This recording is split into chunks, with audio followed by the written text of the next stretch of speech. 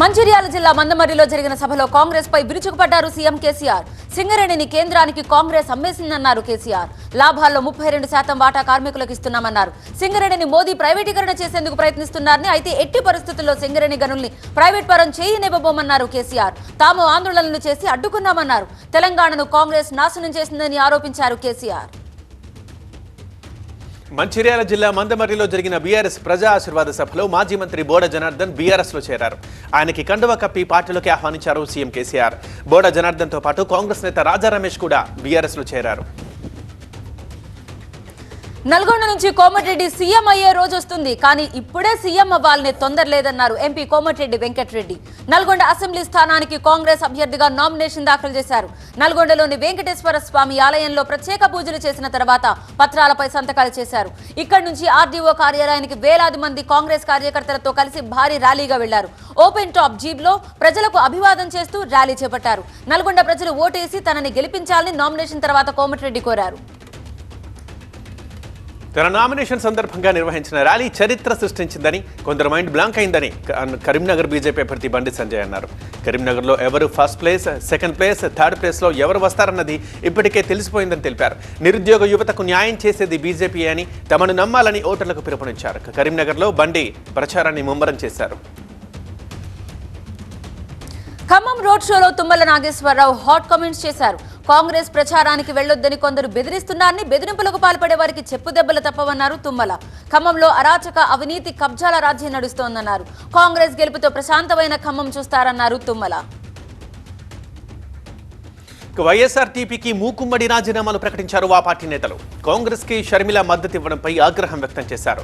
తెలంగాణ నుంచి షర్మిల వెళ్లిపోవాలంటూ నినాదాలు చేశారు. పార్టీని నమ్ముకుంటే మొండి చేయి చూపించారని ఆరోపించారు నేతలు. కార్యకర్తల మనోభావాలకు వ్యతిరేకంగా నిర్ణయం తీసుకున్నారని మండిపడ్డారు గట్టు రామచంద్రరావు. ఇన్ని రోజులు షర్మిలను సమర్థించినందుకు క్షమాపణలు కోరారు. కాంగ్రెస్ అభ్యర్థుల 4వ జాబితా విడుదల కాగానే అసంతృప్తి జ్వాలలు చెలరేగాయి. పలు నియోజకవర్గాల్లో టికెట్ రాని నేతల అనుచరులు ఆందోళన చేపట్టారు. గాంధీ భవన్ దగ్గర పోలీసులు బారికేడ్లు ఏర్పాటు చేశారు. పటాన్చెరు టికెట్ రాకపోవడంతో రేవంత్ ఇంటిని ముట్టడించారు కాటా శ్రీనివాస్ గౌడ్ అనుచరులు. పటాన్చెరు టికెట్ ను నీలం మధుకు అమ్ముకున్నారని నినాదాలు చేశారు. కాటా శ్రీనివాస్ మాజీ మంత్రి దామోదర్ రాజనరసింహ అనుచరుడు. అయితే తన అనుచరులకు ఒక్క సీటు ఇవ్వలేదంటూ అసంతృప్తి వ్యక్తం చేశారు కాంగ్రెస్ సీనియర్ నేత దామోదర రాజనరసింహ. జహీరాబాద్ పార్లమెంట్ సెగ్మెంట్లో సీట్లు అడిగారు రాజనరసింహ. పటాన్చెరులో కాటా శ్రీనివాస్ గౌడ్కి టికెట్ అడిగితే నీలం మధుకి ఇచ్చారని మండిపడుతున్నారు. నర్సాపూర్లో గాలి అనిల్ పేరు సూచిస్తే రాజిరెడ్డికి ఇచ్చారని అసంతృప్తి వ్యక్తం చేశారు. నారాయణ్ ఖేడ్లో సంజీవ్ రెడ్డికి టికెట్ అడిగితే సురేష్ షెట్కర్కి కేటాయించారని, ఎల్లారెడ్డిలో సుభాష్ రెడ్డి పేరు సూచిస్తే మదన్ మోహన్ రావుకి ఇవ్వడంపై అసహనం వ్యక్తం చేశారు రాజనరసింహ. 10 ఏళ్లుగా ఎన్నో పోరాటాలు చేసిన తానెందుకు టికెట్ అర్హుడిని కాదో చెప్పాలంటూ గాంధీ భవన్ లో ఆమరణ దీక్షకు దిగారు బెల్లయ్య నాయక్. 3 స్థానాలకు అప్లై చేస్తే ఒక్క చోట కూడా ఇవ్వలేదని ఆవేదన వ్యక్తం చేశారు. పార్టీ ఎదుగుదల కోసం కష్టపడి పనిచేసిన తనకెందుకు టికెట్ ఇవ్వడం లేదో చెప్పాలన్నారు. ఇప్పుడు కేటాయించిన చోట్ల మార్చాలని తాను అడగడం లేదని, కనీసం కామారెడ్డి టికెట్ అయినా తనకు కేటాయించాలని డిమాండ్ చేశారు బెల్లయ్య నాయక్. అయితే నిరసన తెలుపుతున్న ఆయన్ని పోలీసులు అదుపులోకి తీసుకున్నారు. కొత్తగూడెం టికెట్ సిపిఐకి కేటాయించడంపై ఆగ్రహం వ్యక్తం చేశారు ఎడబెల్లి కృష్ణ. అధిష్టానం మళ్లీ ఆలోచించుకోవాలంటున్నారు. కొత్తగూడెంలో సిపిఐ కూనంనేనికి డిపాజిట్ కూడా దక్కదంటూ కామెంట్ చేశారు. రేపు నామినేషన్ వేస్తున్నట్లు ప్రకటించారు ఎడబెల్లి. వనపర్తి టికెట్ రద్దు చేయడంపై తీవ్ర అసంతృప్తితో ఉన్న మాజీ మంత్రి చిన్నారెడ్డి ఓపికతో అనుచరులకు సర్ది చెప్తున్నారు. గాంధీ భవన్కు వచ్చిన చిన్నారెడ్డితో మూకుమ్మడిగా రాజీనామా చేద్దామని కార్యకర్తలు సూచించారు. అధికారంలోకి వస్తే న్యాయం చేస్తామని పెద్దలు చెప్పారన్నారు చిన్నారెడ్డి. అయితే స్పష్టమైన హామీ ఇస్తేనే తప్ప పార్టీలో కొనసాగవద్దని అనుచరులు ఒత్తిడి తెస్తున్నారు. కాంగ్రెస్ పార్టీ ఆదివాసుల్ని మోసం చేసిందని ఆరోపిస్తూ మంచిర్యాల జిల్లాలో ఆందోళన నిర్వహించారు. రేవంత్ రెడ్డి దిష్టి బొమ్మ దగ్ధం చేశారు.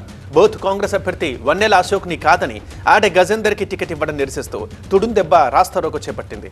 ఆదిలాబాద్ జిల్లా కేంద్రంలో రేవంత్ రెడ్డి దిష్టి బొమ్మ దగ్ధం చేశారు. బీఫామ్ అశోక్కి వెనక్కి ఇవ్వకపోతే కాంగ్రెస్ అభ్యర్థుల్ని ప్రచారంలో తిరగనివ్వమంటూ హెచ్చరించారు తుడుందెబ్బ సభ్యులు. జనగామ బీఆర్ఎస్ ఎమ్మెల్యే అభ్యర్థిగా పల్లా రాజేశ్వర్ రెడ్డి నామినేషన్ దాఖలు చేశారు. ఈ కార్యక్రమంలో TSRTC chairman Muthireddy Yadagiri Reddy, station Ghanpur MLA Tatikonda Rajaiah, మాజీ మంత్రి పొన్నాల లక్ష్మయ్యతో కలిసి వెళ్లి నామినేషన్ దాఖలు చేశారు పల్లా రాజేశ్వర్ రెడ్డి. మరోవైపు తెలంగాణలో నామినేషన్ల పర్వం ఊపందుకుంది. మరో 3 రోజుల్లో నామినేషన్ల పర్వానికి తెరపనుండడంతో అన్ని పార్టీల అభ్యర్థులు నామినేషన్లు దాఖలు చేస్తున్నారు. ఎన్నికలు రాగానే కాంగ్రెస్ బీజేపీలకు బీసీలపై ప్రేమ పుట్టుకొచ్చిందంటూ మండిపడ్డారు ఎమ్మెల్సీ కవిత. బీసీ కులగణన వివరాలు బయటపెట్టే దమ్ము ధైర్యం కాంగ్రెస్ బీజేపీలకు ఉందా అంటూ ప్రశ్నించారు. రాష్ట్ర బీజేపీ అధ్యక్షుడిగా ఉన్న ఒక బీసీ వ్యక్తిని తొలగించిన బీజేపీ ఇప్పుడు బీసీ ముఖ్యమంత్రిని చేస్తామని చెప్పడం హాస్యాస్పదంగా ఉందన్నారు. కాంగ్రెస్ బీజేపీలపై విమర్శలు గుప్పించారు కవిత. తెలంగాణ కోసం పోరాడింది బీజేపీనే అన్నారు కిషన్ రెడ్డి. తెలంగాణలో బీజేపీకి మంచి ఫలితాలు వస్తాయన్నారు. బీఆర్ఎస్ ప్రజల్ని మోసం చేసిందని ఆరోపించారు కిషన్ రెడ్డి. తాను కేసీఆర్ కుటుంబానికి సమాధానం చెప్పానని, తెలంగాణ ప్రజలకే సమాధానం చెప్తానన్నారు కిషన్ రెడ్డి. ఖమ్మంలోని 28 division BRS corporator Gajjala Lakshmi Congress లో చేరారు. తుమ్మల సమక్షంలో కాంగ్రెస్ కండువా కప్పుకున్నారు. కమ్యూనిస్టు భావాలు, అభ్యుదయ భావాలు గల ఖమ్మం ప్రజలు ఇప్పుడు పడుతున్న ఇబ్బంది తెలుస్తోందన్నారు తుమ్మల. 25,000 మందికి ఇళ్ల స్థలాలు ఇప్పించిన ఘనత తనదన్నారు. కనీసం అవి కూడా పూర్తి చేయాలని ప్రభుత్వం ఇదని ఎద్దేవా చేశారు తుమ్మల. గోషామాయిల్ ఎమ్మెల్యే రాజాసింగ్ పై మరోసారి కేసు నమోదైంది. 2 కేసుల్లో పోలీసులు నోటీసులు ఇచ్చారు. నామినేషన్ రోజు విద్వేషపూరిత ప్రసంగం చేశారంటూ రాజాసింగ్ పై కేసు నమోదవగా నవరాత్రి ఉత్సవాల్లో దాండియా నిర్వాహకుల్ని బెదిరించారని మంగళహాట్ పిఎస్ లో మరో కేసు నమోదు చేశారు. ఇక దసరా ఆయుధ పూజ రోజు నిషేధిత ఆయుధాలను బహిరంగంగా ప్రదర్శించినందుకు షోకాజ్ నోటీసులు జారీ చేసిన పోలీసులు వారం రోజుల్లో విచారణకు హాజరు కావాలన్నారు. చంద్రబాబు పాలనలో స్కీమ్ల గురించి కాకుండా స్కామ్ల గురించే పాలన సాగిందని సీఎం జగన్ ఆరోపించారు. ఏనాడు పేదలు, వృద్ధులు, విద్యార్థుల గురించి బాబు ఆలోచన చేసిన పాపాన పోలేదని సీఎం మండిపడ్డారు. పుట్టపర్తిలో నిర్వహించిన రైతు భరోసా 5వ ఏడాది 2వ విడత నిధుల పంపిణీ కార్యక్రమంలో సీఎం జగన్ పాల్గొన్నారు. 2వ విడతలో ప్రతి రైతుకి 4,000 రూపాయలు అందిస్తూ బటన్ నొక్కి నిధులు విడుదల చేశారు. స్కిల్ స్కామ్, ఇసుక స్కామ్, ఫైబర్ నెట్ స్కామ్, రాజధాని భూముల స్కామ్, మద్యం స్కామ్, ఇలా స్కామ్లమయంగా మొత్తం టీడీపీ పరిపాలన సాగిందని విమర్శించారు. బాబు పేరు చెబితే ప్రజలకు మేలు చేసే ఒక్క స్కీము గుర్తుకు రాదన్నారు సీఎం జగన్. సీఎం జగన్ కక్ష సాధింపు చర్యలకు పాల్పడుతున్నారని టీడీపీ నేతల బృందం ఏపీ గవర్నర్ అబ్దుల్ నజీర్ కు ఫిర్యాదు చేసింది. టీడీపీ ప్రధాన కార్యదర్శి లోకేష్, ఇతర నాయకులు విజయవాడలో గవర్నర్ ని కలిశారు. చంద్రబాబుపై పెట్టిన అక్రమ కేసుల గురించి గవర్నర్ కు వివరించినట్టు లోకేష్ వెల్లడించారు. ఆధారాలన్నీ గవర్నర్ కు అందజేసినట్టు తెలిపారు. ఎటువంటి ఆధారాలు లేకపోయినా చంద్రబాబుపై అక్రమ కేసులు పెట్టిన తీరును గవర్నర్ కు వివరించినట్లు లోకేష్ వెల్లడించారు. ఏపీ హైకోర్టులో బెయిల్ పిటిషన్ దాఖలు చేశారు చంద్రబాబు. ఇసుక పాలసీలో అక్రమాలు జరిగాయని సిఐడి కేసు నమోదు చేయడంతో ముందస్తు బెయిల్ పిటిషన్ దాఖలు చేశారు. ఇసుక పాలసీలో అక్రమాలు జరిగాయని నమోదైన కేసులో A2గా ఉన్నారు చంద్రబాబు. సీఎం జగన్ పులివెందుల్లో 2 రోజుల పాటు పర్యటించనున్నారు. 9, 10 తేదీల్లో ముఖ్యమంత్రి పర్యటన ఖరారైంది. ఇందుకు సంబంధించిన ఏర్పాట్లపై దృష్టి నిలిపారు కడప జిల్లా collector Vijayaramaraju, SP Siddharth Kaushal. CM పర్యటించే ప్రాంతాలైన శిల్పారామం, హెలీప్యాడ్, శ్రీకృష్ణ ఆలయం ప్రాంతాలను పరిశీలించి కట్టుదిట్టమైన ఏర్పాట్లను చేయాలని అధికారులకు సూచించారు. అంబర్పేటలో ఉన్న సమస్యలపై బస్తీ నిద్రకు రావాలని బీఆర్ఎస్ బీజేపీలకు సవాల్ విసిరారు కాంగ్రెస్ అభ్యర్థి రోహిన్ రెడ్డి. ఈ నెల 30న జరగనున్న ఎన్నికల్లో ఈ 2 పార్టీల్ని తరిమి కొట్టాలని పిలుపునిచ్చారు. ఎల్బీ స్టేడియంలో నిర్వహిస్తున్న ప్రధాని మోదీ సభ బీజేపీది కాదన్నారు. అది బీఆర్ఎస్ స్టార్ క్యాంపెయిన్ సభ అంటూ సెటైర్ వేశారు రోహిన్ రెడ్డి. ప్రొద్దుటూరు శివాలయం ఎస్బీఐ బ్రాంచ్ లో గోల్డ్ ప్రైజర్ చేతివాట ప్రదర్శించాడు. నకిలీ బంగారంపై దాదాపు 3 కోట్ల పైచిలుకు రుణం తీసుకున్నట్లు సమాచారం. 38 మంది ఖాతాదారుల పేర్లను నకిలీ బంగారం పెట్టి రుణం పొందాడు గోల్డ్ ప్రైజర్ పుల్లగూర చంద్రమోహన్. ఈ వ్యవహారంపై ప్రొద్దుటూరు 2వ పట్టణ పోలీస్ స్టేషన్లో ఫిర్యాదు చేశారు bank regional general manager Narayanarao. Gold appraiser Chandramohan కోసం పోలీసులు గాలిస్తున్నారు. ఎన్నికల ప్రచారంలో అభ్యర్థులు, పార్టీ నేతలు ఉరుకులు పరుగుల మీద ప్రయాణికులు చేస్తుంటే పోలీసులు వారికి పగ్గాలేస్తున్నారు. వాహనాలు తనిఖీలు చేస్తున్నారు. బీఆర్ఎస్ ఎమ్మెల్సీ కవిత వాహనాన్ని తనిఖీ చేశారు పోలీసులు. నిజామాబాద్ జిల్లాలో పర్యటిస్తున్న కవిత కారుని చెక్ చేశారు. అధికారులకు ఆమె పూర్తిగా సహకరించారు. పోలీస్ కానిస్టేబుల్ ఉద్యోగం ఇప్పిస్తానని నమ్మించి 12 లక్షలు తీసుకున్నాడు ఓ వ్యక్తి. విజయవాడలోని సిఐడి అడిషనల్ డీజీపీ ఆఫీసులో పనిచేసే రవికుమార్ తనకు ఉన్నతాధికారులతో పరిచయాలున్నాయని చెప్పి కండ్రికకు చెందిన మోకా సువర్ణరాజు డబ్బు తీసుకున్నాడు. అయితే ఉద్యోగం మాత్రం రాలేదు. దీంతో మోసపోయానని గ్రహించిన రాజు ఉన్నతాధికారులకు కంప్లైంట్ ఇచ్చాడు. తమిళనాట వెల్లూరులోని పురాతన జలకంఠేశ్వర స్వామి ఆలయం వివాదంలో చిక్కుకుంది. అతి పురాతనమైన ఈ ఆలయంలోని రహస్య గదులు పురావస్తు శాఖ అధీనంలో ఉన్నాయి. వాటిని స్వాధీనం చేసుకునేందుకు అధికారుల బృందం రాగా ధర్మాధీన పండితులు, హిందూ సంఘాల కార్యకర్తలు వ్యతిరేకించారు.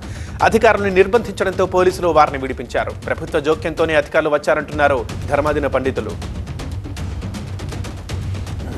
చెన్నైలో టిఫిన్ బాక్స్ లో బాంబులు కలకలం రేపాయి. విల్లివాక్కం సమీపంలో పోలీసులు జరిపిన తనిఖీల్లో ఒక ఇంట్లో టిఫిన్ బాక్స్ లో నాటు బాంబుల్ని గుర్తించారు. పోలీసులు వేలూరుకి చెందిన కార్తీక్ ను అదుపులోకి తీసుకుని విచారిస్తున్నారు. బాంబుల్ని స్వాధీనం చేసుకున్నారు విల్లివాక్కం పోలీసులు. ఢిల్లీలో ఎయిర్ పొల్యూషన్ డేంజర్ బెల్స్ మోగిస్తోంది. పొగ కమ్మేసి ఎయిర్ క్వాలిటీ తగ్గడంతో జనం అవస్థలు పడుతున్నారు. అక్షర్ధామ్ ఏరియాలో దట్టంగా అలుముకున్న పొగతో ప్రాచీన కట్టడాలు మసకబారాయి. కాలుష్యం పెరగడంతో నివారణ చర్యలు మొదలుపెట్టాయి కేంద్ర రాష్ట్ర ప్రభుత్వాలు. కాలుష్య నియంత్రణ కోసం సరీ బేసి విధానం మరోసారి అమలు చేస్తామన్నారు ఢిల్లీ మంత్రి గోపాల్ రాయ్. మరోవైపు ఢిల్లీలోకి లారీల్ని అనుమతించకపోవడంతో హర్యానా గురుగ్రామ్లో లారీలు, ట్రక్కులు భారీగా నిలిచిపోయాయి. కాంగ్రెస్ పార్టీ తనని తిట్టడం ద్వారా యావత్ ఓబీసీ సమాజాన్ని తిడుతోందని ప్రధాని మోదీ నిప్పులు చెరిగారు. ఎస్సీ, ఎస్టీ, ఓబీసీల్లోని ప్రతిభావంతులైన నాయకుల్ని ఎదగనివ్వలేదని మధ్యప్రదేశ్లోని సిద్ధిలో జరిగిన సభలో మండిపడ్డారు. ఆ మనస్తత్వంతోనే కాంగ్రెస్ తనని టార్గెట్ చేస్తోందన్నారు. ఢిల్లీ దర్బార్కు హాజరైన వారిని కాంగ్రెస్ ప్రోత్సహించిందంటూ మోదీ విరుచుకుపడ్డారు. ఎన్నికల ప్రచారంలో దూసుకుపోతున్న రాజస్థాన్ సీఎం అశోక్ గెహ్లాట్ జైపూర్లోని ప్రఖ్యాత మోతీ దంగరి గణేష్ ఆలయాన్ని సందర్శించారు. రాష్ట్ర కాంగ్రెస్ ఇన్ఛార్జ్ సుఖేందర్ సింగ్ రన్వాడాతో కలిసి ప్రత్యేక పూజలు చేశారు. ఆలయ పూజారులు వారికి ఆశీస్సులు అందించారు. 18 ఏళ్ల పాటు రష్యా అధ్యక్షుడిగా ఉన్న పుతిన్ వచ్చే ఏడాది మార్చిలో జరిగే అధ్యక్ష ఎన్నికల్లో మరోసారి పోటీ చేయనున్నారు. ఈ ఎన్నికతో 2030 వరకు అధికారంలో ఉండేలా ఇప్పటికే రాజ్యాంగ సవరణ కూడా చేసుకున్నారు. ఎన్నికల్లో పుతిన్ ఢీకొట్టే ప్రత్యర్థులెవరూ లేరని అక్కడి రాజకీయ పరిశీలకులు అంటున్నారు. బ్యాంకులు, బీమా కంపెనీల్ని మోసగించారనే కేసులో విచారణ ఎదుర్కొంటున్న అమెరికా మాజీ అధ్యక్షుడు డొనాల్డ్ ట్రంప్ కి మాన్హాటన్ కోర్టులో చుక్కెదురైంది. పదే జడ్జిని తప్పుపట్టేందుకు ప్రయత్నించారు ట్రంప్. తన చర్యల్ని సమర్థించుకుంటూ ఉపన్యాసం ఇవ్వబోగా ఇది రాజకీయ సభ కాదంటూ మందలించారు జడ్జి. 4 గంటల పాటు ట్రంప్ కోర్టులో విచారణ ఎదుర్కొన్నారు. కేసులో ట్రంప్ సంస్థపై $250 మిలియన్ జరిమానా విధించాలని ప్రాసిక్యూటర్లు డిమాండ్ చేస్తున్నారు. నోబెల్ శాంతి బహుమతి విజేత నార్గిస్ మొహమ్మద్ ఇరాన్ జైల్లో నిరాహార దీక్ష చేపట్టారు. ఇరాన్ మహిళల హక్కుల కోసం పోరాటం నార్గిస్ ను అక్కడ ప్రభుత్వం అరెస్ట్ చేసింది. అనారోగ్య సమస్యలతో బాధపడుతున్న ఆమెకు హిజాబ్ ధరించే ఆసుపత్రికి వెళ్లాలని జైలు అధికారులు స్పష్టం చేశారు. అధికారుల చర్యను నిరసిస్తూ జైల్లోనే దీక్షను ప్రారంభించారు నర్గిస్. రామ్ చరణ్, శంకర్ కాంబినేషన్లో వస్తున్న pan India cinema game changer. ఈ చిత్ర షూటింగ్ వేగంగా జరుగుతోంది. తాజాగా సినిమా ఆడియో హక్కుల్ని సారేగామా గ్లోబల్ సంస్థ తీసుకున్నట్లు అధికారికంగా ప్రకటించారు మేకర్స్. సినిమా 2024లో విడుదలవుతోంది. ఇప్పటికే షూటింగ్ సగానికి పైగా పూర్తయింది. దీవాళికి మొదటి సింగిల్ విడుదల కానుంది.